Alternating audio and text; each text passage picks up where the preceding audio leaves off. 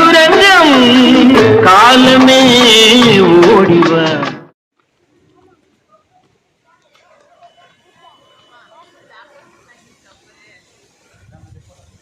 வணக்கம் தாய் தமிழ் உறவுகளே, வெல்கம் டு திரவிழி. நாம இப்போ செஞ்சி மலைக்கோட்டையோட அடிவாரத்தில் தான் இருக்கோம். நம்முடைய பயணத்தை துவங்கிட்டோம். இந்த மலையை ராஜகிரி மலைன்னு சொல்லுவாங்க. வாங்க அந்த மலை உச்சியில் அப்படி என்னதான் இருக்குன்னு பார்ப்போம். நண்பர்களே, பயணிக்கிற எனக்கும் சரி, பார்க்குற உங்களுக்கும் சரி, இந்த வீடியோ ஒரு மறக்க முடியாத அனுபவமாக இருக்கும். இந்த வீடியோ கொஞ்சம் லென்த்தாக இருந்தாலும் பரவாயில்ல, கொஞ்சம் கண்டினியூஸாக பாருங்கள். ஏன்னு கேட்டிங்கன்னா, ஒருவேளை இந்த இடத்துக்கு நீங்களும் ட்ராவல் பண்ணுற மாதிரி இருந்தால் கண்டிப்பாக உங்களுக்கு இந்த வீடியோ ஒரு யூஸ்ஃபுல்லாக இருக்கும். இந்த கோட்டையினுடைய 2வது நுழைவாயில் கிட்ட நம்ம வந்துட்டோம். இதுதான் 2வது நுழைவாயில்.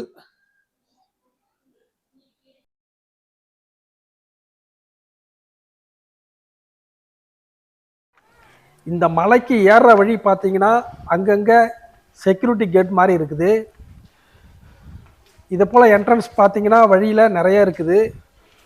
கண்டிப்பாக சிப்பாய்களோட அனுமதியோடு தான் உள்ளே போக முடியும்னு நினைக்கிறேன். அதே போல் இந்த பாதைகள்லாம் பார்த்தீங்கன்னா பெரும்பாலும் படிக்கட்டு அமைச்சிருக்காங்க. அதனால் பயணம் போகிறது கொஞ்சம் சேஃபாக தான் கண்டிப்பாக இருக்கும். இதுதான் 4வது என்ட்ரன்ஸ். இது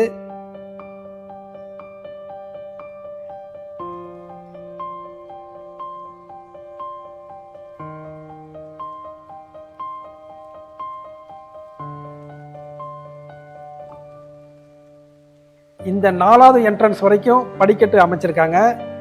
இதுக்கப்புறம் கொஞ்சம் தூரம் வரையில் இந்த நிலப்பகுதி பார்த்தீங்கன்னா சமமாக தான் இருக்குது. ஒரு பெரிய காடு மாதிரியும் அந்த காட்டுக்குள்ளே ஒரு குளமும் அமைஞ்சிருக்கு. பார்த்தீங்கன்னா ஒரே அமைதியாக இருக்குது இந்த இடம் ஃபுல்லாக. அதனாலே பார்த்தீங்கன்னா ஒரு ஒரு த்ரில்லிங்கான அனுபவம், ஒரு காட்டுக்குள்ளே போன ஒரு ஃபீலிங்கும் கிடைக்கும். அதே போல் இங்கே பார்த்தீங்கன்னா அங்கங்கே சில மண்டபங்களும் அமைச்சிருக்காங்க. இந்த மண்டபங்கள்லாம் மேபி அந்த காலத்தில் சிப்பாய்கள் தங்குறதுக்காக இருக்கும். அந்த மண்டபத்துக்குள்ளே போகிறதுக்கே கண்டிப்பாக கொஞ்சம் பயமாக தான் இருக்குது. ஏன்னு கேட்டிங்கன்னா அவ்வளோ ஒரு அமைதியாக பாழடைந்த மண்டபமாக இருக்கிறதுனால நம்ம பார்க்குறதுக்கே ஒரு பேய் மூவியில் வர்ற இடங்கள் போல தான் இருக்குது. இங்கே ஏதோ ஒரு குலதெய்வ கோயில் மாதிரி இருக்குது. வாங்க என்னன்னு பார்ப்போம்.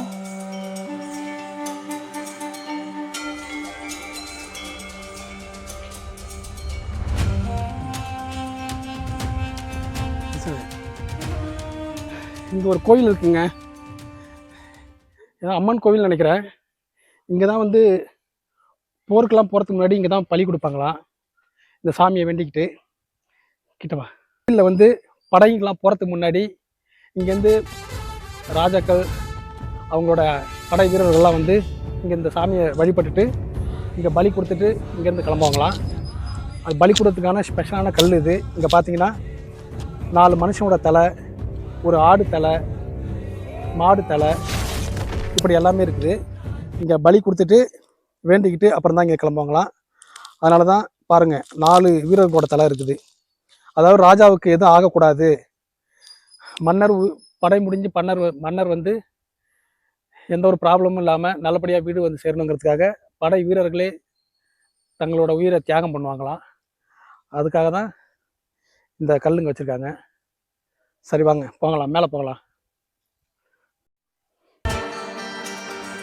இங்கே ஒரு சிவலிங்கம் இருக்குது, அங்கே பார்க்கலாம்.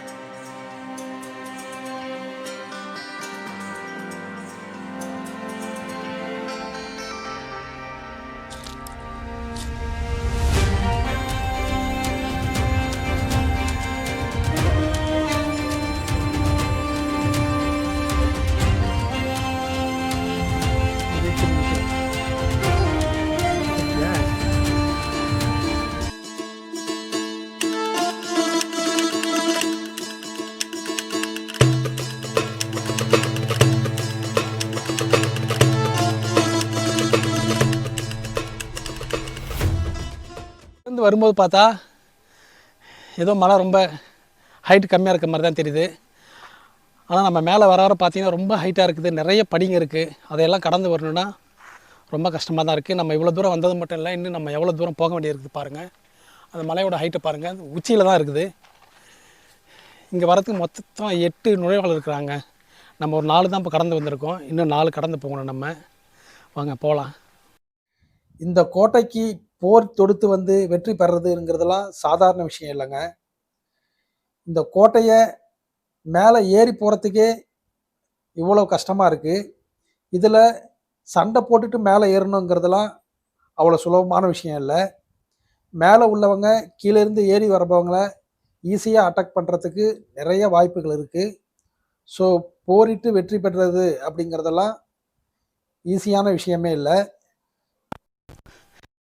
5வது நுழைவாயில் கிட்ட வந்துட்டோம்னு நினைக்கிறேன்.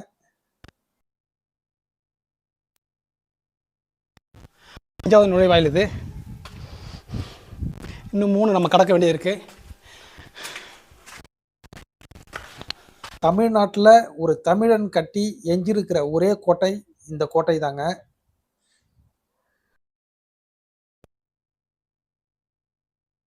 கோட்டைக்கிட்ட வந்துட்டு நினைக்கிறேன். ஏன்னா பாருங்கள், பெரிய பெரிய மதில் சுவர்லாம் கீழே தான் கட்டியிருக்காங்க. இந்த மதில் சுவர்லாம் எப்படி கட்டியிருப்பாங்கன்னு நினைக்கும் போது ரொம்ப ஆச்சரியமாக தான் இருக்குது. இங்கே பாருங்க, ஆஞ்சநேயர் சிலை ஒன்று மலையிலேயே செதுக்கி வச்சுருக்காங்க. ஓகே, 6வது நுழைவாயிலுக்கும் வந்துட்டோம். நிறைய மக்கள் பார்த்திங்கன்னா அங்கங்கே ரெஸ்ட் எடுத்துகிட்டு தான் மலை ஏறுறாங்க. நாம் தொடர்ச்சியாக மலை ஏறுறதுனால ரொம்ப கடினமாக தான் இருக்குது.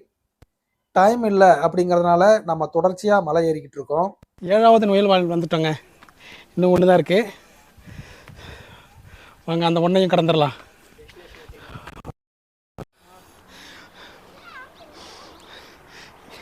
இங்கேருந்து பாருங்கள், செம்ம வியூ பாயிண்ட்டுங்க. பாருங்கள், இயற்கை எழில் கொஞ்சம் அளவுக்கு செம்மையாக இருக்குது. செம்ம வியூ தான் அது. அங்கே ஒரு லேக் இருக்குது. லேக் பாருங்கள் இங்கேருந்து எவ்வளோ அழகாக இருக்குன்னு.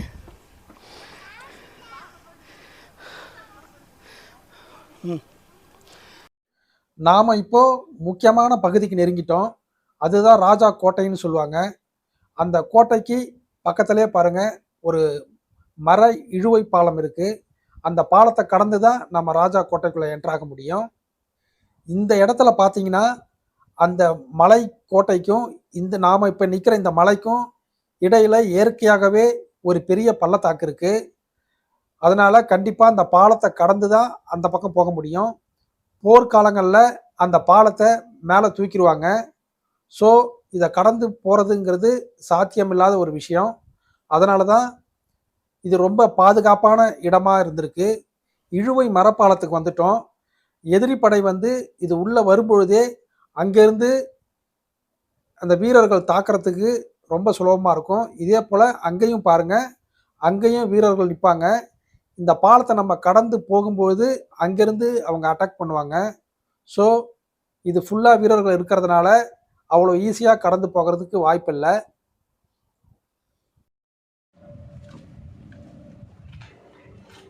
இந்த மலையோட எந்த பகுதியிலேருந்து நீங்கள் இந்த கோட்டைக்கு வரதா இருந்தாலும் கண்டிப்பாக இந்த இழுவை பாலத்தை கடந்து தான் உள்ளே வர முடியும். இந்த இழுவை பாலத்தோட கீழே பார்த்தீங்கன்னா பெரிய பள்ளத்தாக்காக இருக்குது. ஸோ இதை விட்டால் வேறு வழி கிடையாது. போர்க்காலங்களில் இந்த பாலத்தை அப்படியே மேலே தூக்கிடுவாங்க. அதனால் இதை கடந்து உள்ளே வர முடியாது. ஆனால் இப்போது பர்மனண்ட்டாக மக்கள் வந்து பார்க்குறதுக்காக இந்த இரும்பு பாலமாக இப்போ அமைச்சிருக்காங்க.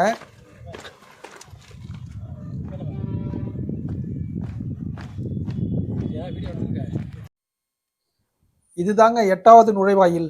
இந்த கோட்டையினுடைய ஆக உச்சியில் தான் நம்ம இருக்கோம். இந்த நுழைவாயிலை கடந்து தான் நம்ம கோட்டைக்குள்ளே போக முடியும். இந்த இடத்துல ரொம்ப பாதுகாப்பு அதிகமாக இருக்கும்னு நினைக்கிறேன்.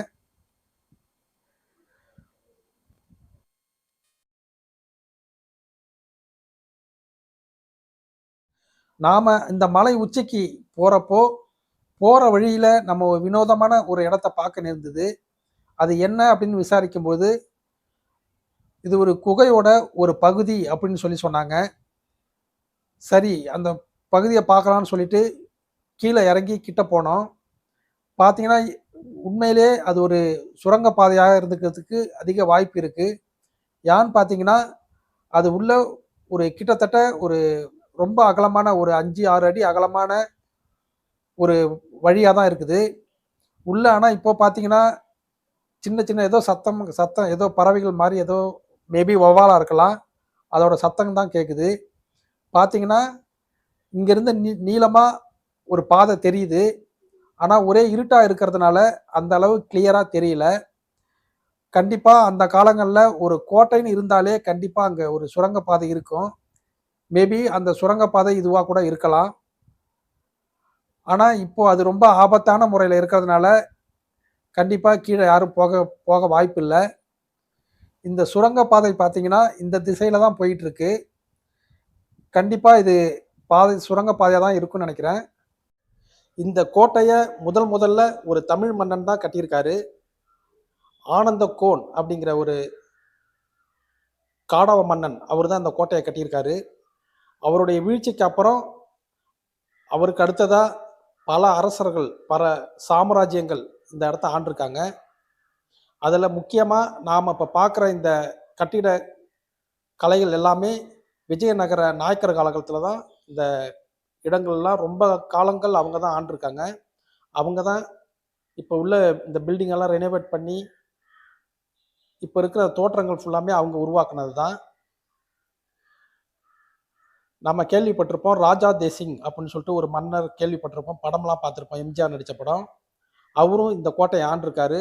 அதாவது அவர் உண்மையான பேரு ராஜ் தேஜ் சிங் அப்படிங்கிறது தான். ஆனா நம்ம சினிமாவுல ராஜா தேசிங்ன்னு பார்த்திருப்போம். அவரும் இந்த கோட்டைய சில ஆண்டுகள் மட்டுமே அவர் ஆண்டிருக்காரு. இங்க மலை உச்சியில சில பாழடைந்த மண்டபம்லாம் இருக்கு. இங்க ஒரு கோவில் இருக்குங்க. ஒரு பெரிய கோவிலா இருக்கு. நம்ம விசாரிச்சதுல இந்த கோவில் வந்து அரங்கநாதர் கோவில் அப்படின்னு சொல்றாங்க. ஆனா இங்க உள்ள சிலைகள் கிடையாதாம். இதுதான் ராஜா பதுங்குவதற்கான மண்டபம்னு சொன்னாங்க. அதாவது போர்க்காலங்கள்ல ஒரு குடும்பத்தோட வந்து இங்கதான் அவரு ஸ்டே பண்ணியிருப்பாருன்னு சொன்னாங்க. வாங்க அந்த மண்டபத்துள்ளேயும் போய் பார்க்கலாம். சின்ன சின்ன அறைகளாக தாங்க இருக்கு. சின்ன சின்ன ரூம்ஸ் தான் உள்ள. ஆனால் எல்லாம் ஃபுல்லாக பாறை கற்களாலே அமைச்சிருக்காங்க. ஆனால் இந்த மலைக்கு மேலே இவ்வளவு பாறைகளை கொண்டு இந்த மண்டபம் அமைச்சிருக்கிறதுலாம் உண்மையிலேயே ஒரு அதிசயமான ஒரு விஷயமா தான் இருக்கு. அங்கங்கே ஜன்னல் போல சின்ன சின்ன துவாரங்கள் மாதிரி தான் இருக்கு. அதாவது இங்கேருந்து ஜஸ்ட் பார்க்கலாம். வெளியிலேருந்து இங்கே உள்ள பார்க்க முடியாதுன்னு நினைக்கிறேன். பாருங்க, இங்கேருந்து பாருங்க. கீழே இருக்கிற நம்ம ஸ்டார்டிங்கில் நம்ம பார்ட் 1ல நம்ம பார்த்த அந்த இடங்கள்லாம் இங்கேருந்தே பார்க்க முடியுது. இந்த கோட்டையினோட நுழைவாயில், அந்த மெயின் என்ட்ரன்ஸு, கல்யாண மகால், யானைக்குளம் எல்லாம் பாருங்க. இங்கேருந்து நல்லா கிளியரா தெரியுது. ஆனால் ரொம்ப சின்ன சின்னதா பக்கத்தில் இருக்கிற சந்திரகிரி மலை எவ்வளோ நல்லா தெரியுது பாருங்க. நம்ம மேலே இருந்து பார்த்த பிரம்மாண்டமா பார்த்த பொருட்கள் எல்லாம் இங்கேருந்து பார்க்கும்போது எல்லாம் சின்ன சின்னதா தெரியுது. என்ன ஒரு அற்புதமான வியூ பாருங்க. செம்மையா இருக்கு பார்க்க. இவ்வளவு உயரத்துலயும் இந்த மலையோட உச்சியில ஒரு பெரிய பீரங்கியும் வச்சிருக்காங்க. அதோட மட்டும் இல்ல, அந்த பீரங்கிக்கு ஒரு மண்டபமும் அமைச்சிருக்காங்க. இந்த பீரங்கிய இவ்வளவு உயரத்துக்கு எப்படி கொண்டு வந்திருப்பாங்க அப்படின்னு நினைக்கும் போதே இது ஒரு பெரிய அதிசயமா தான் தெரியுது. பாருங்க, இந்த பீரங்கி வந்து எவ்வளவு வெயிட்டா இருக்குன்னு. நான் நினைக்கிறேன் ஒரு 10 டன் எடையாவது இருக்கும். அட்லீஸ்ட் ஒரு 5 டன் எடையாவது இருக்கும். அவ்வளவு பெரிய பீரங்கியா தான் இருக்குது. இங்கேருந்து பாருங்க, அவங்க அந்த எய்ம் பார்த்தீங்கன்னா, இந்த மலையோட அடிவாரம், அந்த கீழே இருக்கிற அந்த மண்டபங்கள் எல்லாமே இங்கேருந்து ஃபோக்கஸ் ஆகுது. எதிரி படைகள் வந்தாங்கன்னா, இங்கேருந்து குண்டுகளை போட்டாங்கன்னா, கண்டிப்பாக கீழே இருக்கிறவங்க எல்லாமே காலி தான். அப்படிதான் எய்ம் பண்ணி வச்சுருக்காங்க. இந்த பக்கம்தான் சுரங்கப்பாதை இருக்குன்னு சொல்லி சொன்னாங்க. வாங்க பார்க்கலாம். ஆமாங்க, இந்த பாறைக்கு கீழே ஒரு சுரங்கப்பாதை தெரியுது. வாவ்!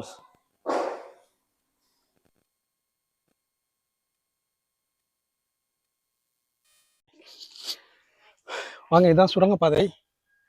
ஆக்சுவலாக இந்த சுரங்கப்பாதையை நம்ம அங்கே பாதி தூரத்தில் பார்த்தோம். அந்த சுரங்கப்பாதையோட ஸ்டார்டிங் வந்து பாயிண்ட் வந்து இதுதான். இது வந்து ஆக்சுவலாக செயற்கையாக செஞ்சது கிடையாது, இது இயற்கையானே உருவானது தான். ஆனால் இப்போ இது உபயோகத்தில் கிடையாது, இப்போ யாரும் போகிறதும் இல்லை. ஆனால் அந்த காலத்தில் ராஜாக்கள்லாம் இங்கேருந்து எஸ்கேப் ஆகிறதுக்காக இந்த வழியை யூஸ் பண்ணியிருக்காங்க. அதாவது போர்க்காலங்களில் மட்டும்தான் இந்த பகுதிகளுக்கெல்லாம் அரசர்களும் சிப்பாய்கள் எல்லாமே இங்கே வந்திருப்பாங்களாம். மற்றபடி அவங்களுடைய வாழ்விடம் பார்த்தீங்கன்னா இங்கே கீழே தான். இந்த மலை உச்சியில் போர்க்காலங்களில் மட்டும் இங்கே வந்து தங்களுடைய குடும்பத்தோட மக்களோட இங்கே வந்து பாதுகாப்பாக இருக்கிறதுக்காக தான் இந்த கோட்டை கட்டியிருக்காங்க. வாங்க பாப்பா, அந்த குகைக்குள்ளே போகலாம்.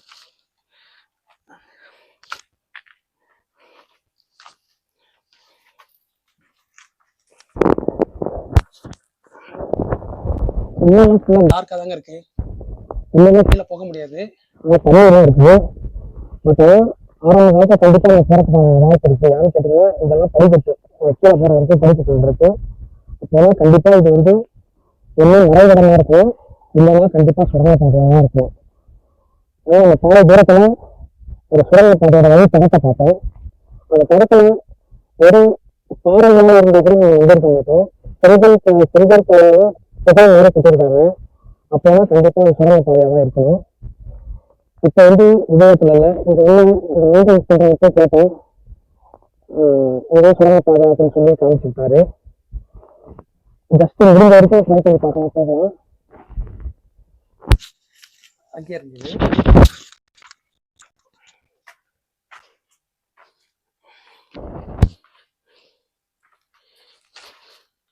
இங்க தண்ணிலாம் இருக்குங்க. தண்ணி ரொம்ப கிளியரா இருக்கு, கிளியர் வாட்டரா இருக்கு. தண்ணியை எடுத்து குடிக்கலாம் போல, அப்படிதான் இருக்கு. ஆக்சுவலாக நம்ம டார்ச் லைட் எதுவும் எடுத்து வரல. டார்ச் லைட் இருந்து அடிச்சு பார்த்தா தெரியும் எவ்வளவு தூரம் போகுது, வழி எங்க இருக்குது போகுதுன்னு சொல்லி பார்க்கலாம்னு நினைக்கிறேன். சரி வா, நீ நிக்கலவா.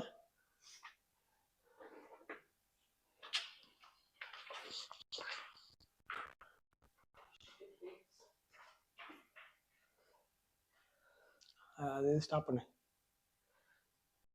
மலை உச்சியில எப்படி கட்டியிருக்காங்க பாருங்க. ஆனா இந்த இடங்கள்லாம் இப்போ பாழ் அடைஞ்சு போய் கிடக்குது.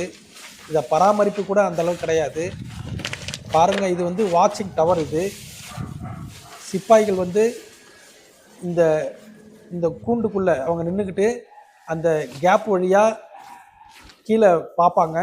அதாவது அவங்க அப்போ உள்ள வெப்பன்ஸ் வச்சு யூஸ் பண்ணி கன்னோ இல்லை ஏரோவோ இங்கேருந்து தான் அவங்க பாருங்கள். அந்த கீழே நம்ம அந்த 8வது என்ட்ரன்ஸில் மேலே ஏறுற அந்த பாலம் இருக்குது இல்லையா, அந்த பாலத்தை ஃபோக்கஸ் பண்ணி இந்த இடம் அமைஞ்சிருக்கு. எதிரிகள் வந்தாங்கன்னா இங்கேருந்தே அவங்கள ஷூட் பண்ணுற மாதிரி தான் அந்த இடங்கள்லாம் அமைச்சிருக்காங்க. ரொம்ப செக்யூரான இடம். அதனால தான் இந்த கோட்டைக்கு நிறைய அரசர்கள் ஆசைப்பட்டிருக்காங்க. அதே போல் அந்த என்ட்ரன்ஸில் பாருங்கள், அங்கங்கே அந்த வாட்சிங் டவர் அமைச்சிருக்காங்க. சிப்பாய்கள் அது மேலேயும் நிற்பாங்க, கீழவும் நிற்பாங்க. இங்கேருந்து பார்த்தீங்கன்னா அந்த பாலம் தெரியும். ஸோ அந்த பாலத்தில் அவங்க என்ட்ராகும்போது இல்லை பாலத்தை கடந்து வர ட்ரை பண்ணுறப்போவே இங்கேருந்தே அவங்கள அட்டாக் பண்ணலாம். அவ்வளோ ஒரு பாதுகாப்பான ஒரு என்ட்ரன்ஸாக தான் இது இருக்குது. இதுதான் அந்த 8வது என்ட்ரன்ஸ். நண்பர்களே, உங்களுக்கு இந்த வீடியோ பிடிச்சிருக்குன்னு நினைக்கிறேன். நம்ம வீடியோவுக்கு ஒரு லைக் பண்ணிவிட்டு அப்படியே நம்ம சேனலையும் மறக்காமல் சப்ஸ்கிரைப் பண்ணிடுங்க. நன்றி, வணக்கம்.